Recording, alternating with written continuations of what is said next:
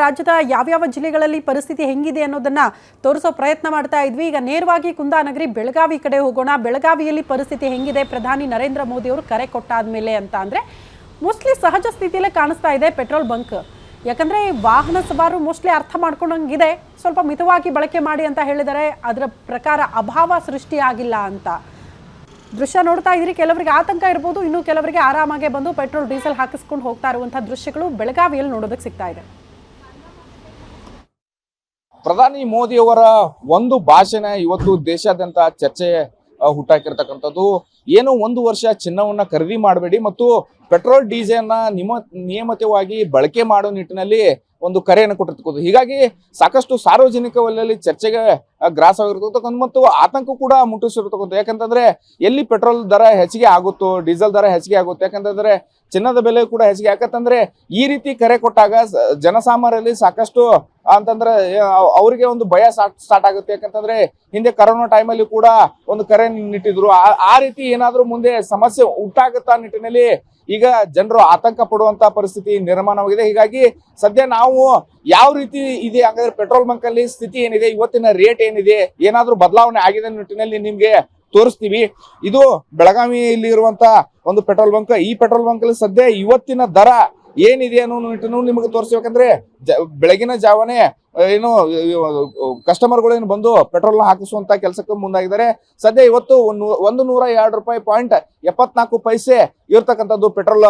ಅದೇ ರೀತಿ ಡೀಸೆಲ್ ಕೂಡ 90 ರೂಪಾಯಿ .88 ಇರ್ತಕ್ಕಂಥದ್ದು. ಹಾಗಾಗಿ ಸದ್ಯ ಇವತ್ತು ಯಾವುದೇ ರೀತಿ ಬದಲಾವಣೆ ಆಗಿಲ್ಲ. ಯಾಕಂತಂದ್ರೆ ಯಥಾಸ್ಥಿತಿ ಏನ್ ರೇಟ್ ಇದೆ ಅದು ಇವತ್ತು ಇರ್ತಕ್ಕಂಥದ್ದು. ಹಾಗಾಗಿ ಜನರು ಕೂಡ ಅಂತಂದ್ರೆ ಬಂದು ಪೆಟ್ರೋಲ್ ಡೀಸೆಲ್ ಹಾಕಿಸ್ಕೊಳ್ತಾ ಇದ್ದಾರೆ, ಯಾವುದೇ ರೀತಿ ಸಮಸ್ಯೆ ಇಲ್ಲ. ಆದ್ರೆ ಜನರಲ್ಲಿ ಒಂದು ಆತಂಕ ಏನಿದೆ ಅಂತಂದ್ರೆ ಮೋದಿ ಅವರು ಹೇಳಿರುವಂತ ಮಾತು ಈಗ ಸದ್ಯ ಅವರಲ್ಲಿ ಆತಂಕ ಮೂಡಿಸಿರ್ತಕ್ಕಂಥದ್ದು. ಹಾಗಾಗಿ ಜನರು ಇದ್ದಾರೆ, ಅವ್ರನ್ನೂ ಕೂಡ ಮಾತಾಡ್ಸೋಣ. ಸರ್, ಇವತ್ತು ಮೋದಿ ಅವರು ಒಂದು ಕರೆಯನ್ನು ಕೊಟ್ಟಿರ್ತಕ್ಕಂಥದ್ದು, ಈ ನಿಟ್ಟಿನಲ್ಲಿ ತಮ್ಮ ಅಭಿಪ್ರಾಯ ಏನು ಅಂತ ಸರ್? ಈಗ ಇರೋ ಸಿಚುವೇಶನ್ ಅಲ್ಲಿ ಮಾತಾಡಬೇಕಂದ್ರೆ ಇರೋದೇ ನಮಗೆ ತುಂಬಾ ಇದಾಗ್ಬಿಟ್ಟಿದೆ, ಕಠಿಣ ಆಗಿಬಿಟ್ಟಿದೆ. ಡೈಲಿ ಇವಾಗ ನಮ್ಮ ಕಮರ್ಷಿಯಲ್ ವೆಹಿಕಲ್ಗಳು ಓಡಾಡ್ತವೆ. 102, 99 ಡೀಸೆಲ್ ಅಂತ ಹಾಕ್ಸ್ಕೊಂಡು ಹೋದ್ರೆ ನಮಗೂ ತುಂಬಾ ಕಷ್ಟ ಇದೆ. ಮತ್ತು ಇವಾಗ ಅವರು ಮಾತಾಡೋದು ನೋಡಿದ್ರೆ ಏನೋ ನಾಳೆ ದಿನಗಳಲ್ಲಿ ಬರೋ ದಿನಗಳಲ್ಲಿ ಅತಿ ಹೆಚ್ಚಿಗೆ ಆಗೋ ಚಾನ್ಸಸ್ ತುಂಬಾ ಕಾಣಬರ್ತಿದೆ. ಈ ಮೊನ್ನೆ ಒಂದು ಇದು ಕೊಟ್ಟಿದ್ದಾರೆ, ಅವರು ನ್ಯೂಸ್ ಕೊಟ್ಟಿದ್ದಾರೆ ಏನಂದ್ರೆ ಈ 1 ವರ್ಷಗಳ ಕಾಲ ಯಾರು ಚಿನ್ನವನ್ನು ಖರೀದಿ ಮಾಡಬೇಡಿ ಅಂತ. ಚಿನ್ನ ಖರೀದಿ ಮಾಡೋದು ಬಿಡಿ, ದೂರ ಹೋಗಲಿ. ಬಟ್ ಇದು ನಮ್ಮ ಡೀಸೆಲ್ ಪೆಟ್ರೋಲ್ ಬಗ್ಗೆ ಹೇಳ್ಬೇಕಂದ್ರೆ ಇರೋ ರೇಂಜಿಗೆ ಹೋಗ್ತಾ ಇರೋದೇನೋ ಸದ್ಯದ ಮಟ್ಟಿಗೆ ಓಕೆ ಅನಿಸ್ತಾ ಇದೆ.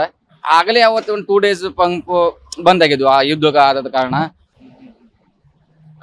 ನೀವು ಜಾಸ್ತಿ ಈಗ ಪ್ರೈವೇಟ್ ವೆಹಿಕಲ್ ಬಳಸ್ತೀರಿ? ಪ್ರೈವೇಟ್ ವೆಹಿಕಲ್ಗಳನ್ನ ಬಳಸ್ತೀವಿ ನಾವು. ಪ್ರೈವೇಟ್ ವೆಹಿಕಲ್ನ ನಾವು ದಿನ ಆಫೀಸಲ್ಲಿ ಅಟ್ಯಾಚ್ ಮಾಡಿ, ಕೆಲವೊಂದು ಡಿಪಾರ್ಟ್ಮೆಂಟ್ಗಳು ಅಟ್ಯಾಚ್ ಮಾಡಿ, ಆಫೀಸ್ ನಮ್ಮ ಕಮರ್ಷಿಯಲ್ ವೆಹಿಕಲ್ಗಳು ಎಲ್ಲ ಎಲ್ಲೋ ಬೋರ್ಡ್ ಗಾಡಿಗಳು ಅಲ್ಲವೇ. ಈಗ ರೇಟ್ ಹೆಚ್ಚಿದ್ರು ಕೂಡ ನಿಮ್ಗೆ ಬಹಳ ಸಮಸ್ಯೆ ಆಗುತ್ತೆ. ರೇಟ್ ಹೆಚ್ಚಿಗೆ ಇದ್ರು ಕೂಡ ಸಮಸ್ಯೆ ಆಗತ್ತೆ, ಸಿಕ್ಕಾಪಟ್ಟೆ ಸಮಸ್ಯೆ ಆಗತ್ತೆ. ತುಂಬಾ ಅಲ್ಲ, ಸಿಕ್ಕಾಪಟ್ಟೆ ಸಮಸ್ಯೆ ಆಗತ್ತೆ. ಆದ್ರೂ ಕೂಡ ನಾವು ಅದನ್ನ ಇದ್ ಮಾಡ್ಲೇಬೇಕು. ಯಾಕಂದ್ರೆ ವೆಹಿಕಲ್ಗಳು ಆಫೀಸ್ಗೆ ಕಳಿಸ್ಲೇಬೇಕು. ಮುಂದಿನ ದಿನಮಾನಗಳಲ್ಲಿ ಹೆಂಗ್ ಬರುತ್ತೆ ನೋಡ್ಬೇಕು. ಇದು ಅಂತಂದ್ರೆ ಸಾರ್ವಜನಿಕರು ಹೇಳಿರ್ತಕ್ಕಂಥದ್ದು. ಯಾಕಂತಂದ್ರೆ ಮೋದಿ ಅವರ ಹೇಳಿಕೆ ಮುಂದೆ ಏನಾದ್ರೂ ಅಂತಂದ್ರೆ ರೇಟ್ ಹೆಚ್ಚಿಗೆ ಆಗಬಹುದಾ ನಿಟ್ಟಿನಲ್ಲಿ ಆತಂಕವನ್ನ ವ್ಯಕ್ತಪಡಿಸ್ತಾ ಇದ್ದಾರೆ. ಯಾಕಂದ್ರೆ ನಾವು ಸಾಮಾನ್ಯವಾಗಿ ನಮ್ಮ ಸ್ವಂತ ವೆಹಿಕಲ್ ಅನ್ನೇ ಬಳಸ್ತಾ ಇದೀವಿ. ಯಾಕಂದ್ರೆ ಈಗ ಯಾಕಂದ್ರೆ ನಾವು ಸರ್ಕಾರಿ ಆಫೀಸ್ಗಳಿಗೆ ಅಟ್ಯಾಚ್ ಮಾಡಿಕೊಂಡಿರ್ತೀವಿ. ಆಮೇಲೆ ಬೇರೆ ಬೇರೆ ಕೆಲಸಗಳು ಕೂಡ ನಾವು ಪ್ರೈವೇಟ್ ವೆಹಿಕಲ್ ಬಳಸ್ಕೊಳ್ತೀವಿ. ಈಗ ಒಮ್ಮಿಂದ ಮೇಲೆ ನಾವು ಅಂದ್ರೆ ಸರ್ಕಾರಿ ವಾಹನಗಳನ್ನ ಬಳಸಿ ಅನ್ನೋ ನಿಟ್ಟಿನಲ್ಲಿ ಅಲ್ಲಿ ಪ್ರಯಾಣ ಮಾಡಿ ಅನ್ನೋ ನಿಟ್ಟಿನಲ್ಲಿ ಹೇಳಿರ್ತಕ್ಕಂಥದ್ದು ನಮಗೆ ಎಲ್ಲೇ ಒಂದ್ ಕಡೆ ಆತಂಕ. ಯಾಕಂದ್ರೆ ಮುಂದೆ ಚಿನ್ನದ ದರ ಹೆಚ್ಚಿಗೆ ಈಗಾಗಲೇ ಆಗಿದೆ, ಆದ್ರೆ ಪೆಟ್ರೋಲ್ ದರ ಏನಾದ್ರೂ ಹೆಚ್ಚಿಗೆ ಆದ್ರೆ ತುಂಬಾ ಕಷ್ಟ ಆಗೋ ನಿಟ್ಟಿನಲ್ಲಿ ತಮ್ಮ ಅಳನನ್ನ ತೋಡ್ಕೊಂಡಿದ್ದಾರೆ. ಕ್ಯಾಮರಾ ಪರ್ಸನ್ ವಿಶ್ವನಾಥ್ ಪಾಟೀಲ್ ಜೊತೆ ರಾಜೇಶ್ ಶುಗಾರ್, ಗ್ಯಾರಂಟಿ ನ್ಯೂಸ್, ಬೆಳಗಾವಿ. ಇದು ಕುಂದಾನಗರಿ ಬೆಳಗಾವಿಯ ಪರಿಸ್ಥಿತಿ. ಶ್ರೀನಿವಾಸ್ ಸರ್, ಫೈನಲಿ ಈ ವಾಸ್ತವ ಪರಿಸ್ಥಿತಿ ನೋಡಿದ್ಮೇಲೆ ಏನ್ ಅನಿಸ್ತಿದೆ? ಕೆಲವರು ಪ್ಯಾನಿಕ್ ಆಗ್ತಿದ್ರೆ, ಕೆಲವರು ಓಕೆ ಪರವಾಗಿಲ್ಲ ಪ್ರಿಪೇರ್ ಆಗ್ತಾ ಇದೀವಿ. ಅದೇ ನೀವು ಚಾನಲ್ ಅಲ್ಲಿ ತೋರಿಸಿರೋ ಪ್ರಕಾರ ಕೆಲವರು ಅರ್ಥ ಮಾಡ್ಕೊಂಡಿದ್ದಾರೆ. ಎಲ್ಲರೂ ಅರ್ಥ ಮಾಡ್ಕೋಬೇಕು. ಈಗ ಏನಾಗಿದೆ, ನಮಗೆ ಮೇಯ್ನು ಹಾರ್ಮೋಸ್ ಈಗ ಪರಿಸ್ಥಿತಿ ಏನಂದ್ರೆ, ಇರಾನ್ ಅವರು ಹೇಳಿದ್ದಾರೆ ನಮಗೆ ಅಲ್ಲಿಂದಾನೇ ಬರಬೇಕು, ಅದು ಓಪನ್ ಆಗಿಲ್ಲ. ನಂಬರ್ 1. ನಂಬರ್ 2 ಏನಾಗಿದೆ, ಇವತ್ತು ಅವ್ರು ಏನು ಹೇಳಿದ್ದಾರೆ, ನಾವು ಇಲ್ಲಿ ಬಿಡ್ಬೇಕಂದ್ರೆ ನಾವು ಚಾರ್ಜ್ ಮಾಡ್ತೀವಿ, ಇಷ್ಟು ಡಾಲರ್ ಅಂತ ಚಾರ್ಜ್ ಮಾಡ್ತೀವಿ ಅಂತ ಹೇಳಿದ್ದಾರೆ. ಓಕೆ. ಈ ಎರಡರಲ್ಲಿ ಯಾವುದಾದ್ರೂ ಅಂದರೆ ಅದು ಹರ್ಮೋಸಿಂದ ಬರದೇ ಇದ್ರೂ ಇವ್ರು ಜಾಸ್ತಿ ಮಾಡಿದ್ರು ನಮಗೆ ರೇಟ್ ಇಲ್ಲಿ ಮತ್ತೆ ರೈಸ್ ಆಗೇ ಆಗುತ್ತೆ. ಸೊ ಇದಕ್ಕೆ ನಾವು ಪ್ರಿಪೇರ್ ಆಗಬೇಕಂದ್ರೆ ಇಲ್ಲಿಂದಾನೇ ಪ್ರಿಪೇರ್ ಹಾಕ್ಕೋಬೇಕು. ನಾವು ಸ್ವಲ್ಪ ನಾವು ಕಂಟ್ರೋಲ್ ಮಾಡಿಕೊಂಡು, ನಾನು ಇಷ್ಟೇ ಜನತೆಗೆ ಹೇಳೋದು ಇಷ್ಟೇ, ಮೋದಿ ಏನೇ ಹೇಳಲಿ ಪೊಲಿಟಿಸೈಸ್ ಮಾಡಬೇಡಿ, ರಾಜಕೀಯ ಮಾಡಬೇಡಿ, ಅದನ್ನು ಇನ್ನರ್ ಏನಿದೆ ಅರ್ಥ ಮಾಡಿಕೊಂಡು ಅದಕ್ಕೆ ನಾವು ಏನು ಸಹಕಾರ ಕೊಡಬೇಕೋ ಕೊಟ್ಟರೆ, ಪೊಲಿಟಿಕಲ್ ಪಾರ್ಟೀಸ್ ಆಗಿರಲಿ, ಜನತೆ ಆಗಿರಲಿ, ಯಾರೇ ಆಗಿರಲಿ ಮಿಸ್ಲೀಡ್ ಆಗಬಾರ್ದು. ದೇಶಕ್ಕೋಸ್ಕರ ಎಕಾನಮಿ ಡಿಸಾಸ್ಟರ್ ಆಗೋಗ್ಬಿಟ್ರೆ ಏನಾಗುತ್ತೆ ಅಂದರೆ ಕೊಲ್ಯಾಪ್ಸ್ ಆಗೋಗ್ಬಿಡುತ್ತೆ ಗೌರ್ಮೆಂಟೇ, ಇದು ನಮ್ಮ ಎಕಾನಮಿನೇ ಇದಾಗೋಗ್ಬಿಡುತ್ತೆ. ಆಲ್ರೆಡಿ ಫಾರಿನ್ ಕಂಟ್ರೀಸು ಅನುಭವಿಸ್ತಾ ಇದೆ. ಅಲ್ಲಿ ಒಂದೊಂದು ನೀವು ಪಕ್ಕದ ಪಾಕಿಸ್ತಾನಲ್ಲೇ ನೋಡಿ, ಒಂದು ಫ್ರೂಟ್ ತಗೊಳ್ಳಿ, ಒಂದು ಏನಾದರೂ ತಗೊಳ್ಳಿ ಐಟಮು ಎಲ್ಲ ಸಾವಿರಾರು ರೂಪಾಯಿ ಕೊಡಬೇಕಾಗತ್ತೆ. ಆ ಪರಿಸ್ಥಿತಿ ನಮಗೆ ಬರಬಾರ್ದು ಅಂದರೆ ನಾವು ಗೌರ್ಮೆಂಟ್ಗೆ ಸಹಕಾರ ಕೊಡಬೇಕು. ಅವರು ಕೆಟ್ಟದ್ದೇನು ಹೇಳಿಲ್ಲ, ಸ್ವಲ್ಪ ದಿನ ಪೋಸ್ಟ್ಪೋನ್ ಮಾಡ್ಕೊಳ್ಳಿ ಅಂತ ಹೇಳಿದ್ದಾರೆ. ಪರ್ಚೇಸ್ ಮಾಡಬೇಡಿ ಅಂತ ಯಾವುದೂ ಹೇಳಿಲ್ಲ, ಎಲ್ಲ ಪೋಸ್ಟ್ಪೋನ್ ಮಾಡ್ಕೊಳ್ಳಿ, ನಮಗೆ ಸಹಕಾರ ಕೊಡಿ ಅಂತ ಹೇಳಿದ್ದಾರೆ. ಪ್ಲೀಸ್ ದಯವಿಟ್ಟು ಯಾರೇ ಆಗಿರಲಿ ಜನತಾ ಆತಂಕ ಪಡಬೇಡಿ. ನೀವು ಪ್ಯಾನಿಕ್ ಬೈಯಿಂಗ್ ಮಾಡಬೇಡಿ, ನಂಬರ್ 1. ನಂಬರ್ 2, ನಾವು ಈವನ್ ಸೇಲ್ ಮಾಡೋರ್ಗೂ ಅಷ್ಟೇ ಬ್ಲ್ಯಾಕ್ ಮಾರ್ಕೆಟಿಂಗ್ ಮಾಡಬೇಡಿ ಇದನ್ನು. ಎಸ್, ಮಾನ್ವಿತಾ ಅವರೇ ಫೈನಲಿ ಏನು ಹೇಳ್ತೀರಿ? ಫೈನಲಿ ಇಷ್ಟೇ ಮೇಡಮ್, ವಿ ಆರ್ ಓಕೆ.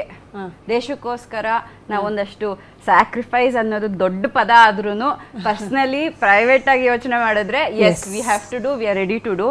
ಆದರೆ ನಾನು ಮನೆಯಲ್ಲಿ ಈ ನ್ಯೂಸ್ ಕೇಳಿದಾಗ ನಮ್ಮ ಅಪ್ಪ ಅಮ್ಮ ಎಲ್ಲ ಹೇಳ್ತಾ ಇದ್ರು, ಅತ್ತೆ ಮಾವ ಎಲ್ಲ, ಇದೇನು ಫಸ್ಟ್ ಟೈಮ್ ಅಲ್ಲ ನಾವು ಇದನ್ನ ಕೇಳಿರೋದು ಅಂತ. 1962ನಲ್ಲಿ ಇಂದಿರಾ ಗಾಂಧಿ ಇದೇ ಕರೆ ಕೊಟ್ಟಿದ್ರಂತೆ ಎಲ್ಲರೂ emergency. Yes no yeah around that time ಎಲ್ಲ ಮಿತವಾಗಿ ಬಳಸಿ, ಇನ್ನು ಮುಂಚೆ 1962ನಲ್ಲಿ. ಆದರೆ ನಮ್ಮ ಭಾರತದಲ್ಲಿ ಆ ಕಲ್ಪಕಂದು ನಾವು ಲಾಸ್ಟ್ ಮಂತ್ ನೋಡಿದ್ವಿ, ಅದು ಫೈನಲ್ ಸ್ಟೇಜಿಗೆ ಬಂದಿದೆ. ಸೊ ನಮ್ಮ ದೇಶ ಪ್ರಗತಿ ಹೊಂದುತ್ತಾ ಇದೆ, ಕರೆಕ್ಟು. ಅದಕ್ಕೆ ನಮ್ಮ ಸಹಕಾರ ಇದೆ, we are with Modi. But please don't forget, public ಮೇಲೆ ಇನ್ಯಾವುದೂ ಬೆಲೆ ಏರಿಕೆ ಮಾಡಿ ತೊಂದರೆ ಕೊಡಬೇಡಿ, ರೈತರಿಗೆ ಸಹಾಯ ಮಾಡಿ. ರೈತರು ಆದಷ್ಟು ಆರ್ಗ್ಯಾನಿಕ್ ಕೊಟ್ಟಿಗೆ ಗೊಬ್ಬರ ಈ ಥರ ಇರತ್ತಲ್ವಾ, ಅದನ್ನು ಯೂಸ್ ಮಾಡಬೇಕು. ಕೆಮಿಕಲ್ದು ಫರ್ಟಿಲೈಸರ್ಸ್ ಆದಷ್ಟು ಅವಾಯ್ಡ್ ಮಾಡಿ, ಯಾಕೆಂದ್ರೆ ಅದನ್ನು ಇಂಪೋರ್ಟ್ ಮಾಡ್ಕೊಂಡೇ ತರೋದು ನಾವು. ವರ್ಕ್ ಫ್ರಮ್ ಹೋಮ್ ಅನ್ನೋದನ್ನ ಎಲ್ಲರೂ ಒಂದು ಸ್ವಲ್ಪ ಯೋಚನೆ ಮಾಡಿದ್ರೆ. ಥ್ಯಾಂಕ್ ಯು ಇಷ್ಟೊತ್ತು ನಮ್ಮ ಜೊತೆಗೆ ಇದ್ದಿದ್ದಕ್ಕಾಗಿ. ಎನಿವೆ, ಪ್ರಧಾನಿ ನರೇಂದ್ರ ಮೋದಿ ಅವರು ಕರೆ ಕೊಟ್ಟರು ಅಂದ ತಕ್ಷಣ ಎಮರ್ಜೆನ್ಸಿ ಬಂದಿದೆ ದೇಶದಲ್ಲಿ ಅಂತ ಅಲ್ಲ, ಮುಂದೆ ಆ ರೀತಿ ಅಭಾವ ಸೃಷ್ಟಿ ಆಗಬಾರ್ದು, ಸಮಸ್ಯೆಗಳು ತಲೆದೂರಬಾರ್ದು, ದೇಶದ ಆರ್ಥಿಕ ವ್ಯವಸ್ಥೆಯ ಮೇಲೆ ಸಮಸ್ಯೆಗಳಾಗಬಾರ್ದು ಅನ್ನೋ ಕಾರಣಕ್ಕೆ ಈಗಿನಿಂದಲೇ ಸ್ವಲ್ಪ ಸಪೋರ್ಟ್ ಮಾಡಿ ನಾಗರಿಕರಾಗಿ. ನಿಮ್ಮ ಜವಾಬ್ದಾರಿ ಕೂಡ ಇದರಲ್ಲಿ ಬಹುದೊಡ್ಡದು ಅನ್ನುವಂತಹ ವಿಚಾರವನ್ನು ಪ್ರಸ್ತಾಪ ಮಾಡಿದ್ದಾರೆ ಅಷ್ಟೇ. ಹಾಗಾಗಿ ಯಾರು ಕೂಡ ಆತಂಕ ಪಡಬೇಡಿ ಅಂತ ಹೇಳ್ತಾ, ಇದಾಗಿತ್ತು ಈ ಹೊತ್ತಿನ ವಿಶೇಷ. ಇದು ಗ್ಯಾರಂಟಿ ನ್ಯೂಸ್, ಸುದ್ದಿ ಖಚಿತ, ನ್ಯಾಯ ನಿಶ್ಚಿತ.